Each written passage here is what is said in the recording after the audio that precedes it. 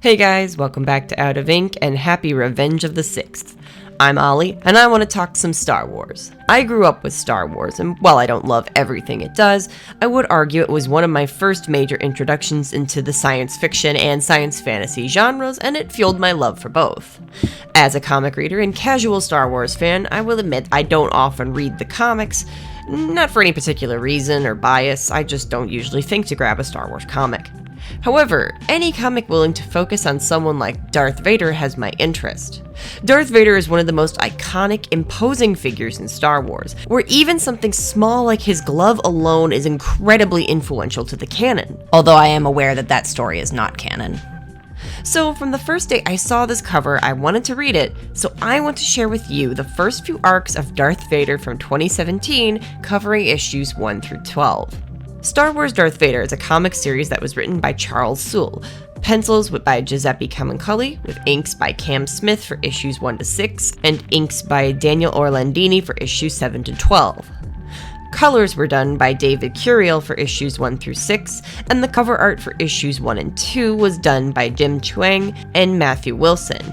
Issue 3 by Olivier Copiel, and issues 4 and 5 were done by Francesco Mattina. After that, issues 6 through 12 were done by Camuncoli and Mattina together. This comic's sole focus is on Darth Vader, starting from the iconic "No" at the end of episode 3, right in the beginning of issue 1. Vader is remade, his anger is still fresh, but he must still prove himself a Sith. Sidious sends him out to take a lightsaber from one of the Jedi survivors. Not him specifically, any Jedi survivor will do. When Sidious's relationship with Vader was explained to me, it was this idea of this constant undermining. Let's face it, Sidious is the ultimate gaslight gatekeep girl boss. He manipulates everyone around him to make sure that things go to his plans, and he is always making sure that Vader is on the back foot.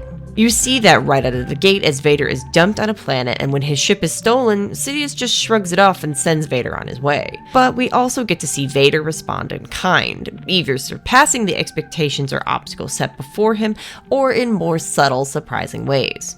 For example, with no lightsaber and a brand new body, you would think that Vader would be struggling, but no. These first 5 issues make sure you know just how powerful Darth Vader is. Vader brute forced this mission with nothing but the Force and his own ingenuity.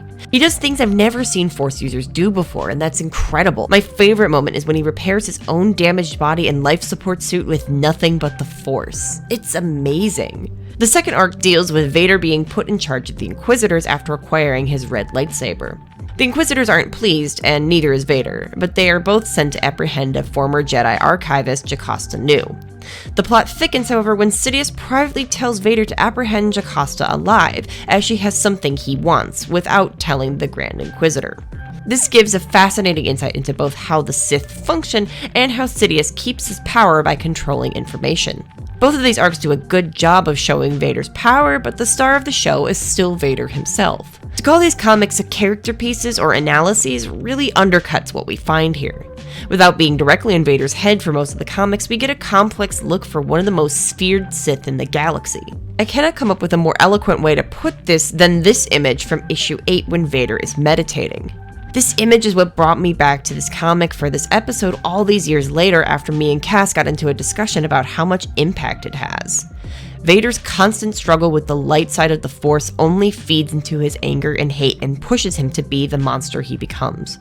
Not only that, but his skill and raw talent that created the narrative of him once being the Chosen One creates this need in him to assert himself as the most powerful, and this toxic belief that it is impossible for him to lose. We see how this all comes together, and I cannot stress how much I love this. Another thing that fuels my love for this comic is that I actually learned a lot about Star Wars through this, like learning about different events and characters. You get to see the nuances of both sides of the Force. I got to learn about different factions like the Inquisitors, and one of the most interesting things I learned about is crystal bleeding. This is the process of a Sith corrupting a kyber crystal.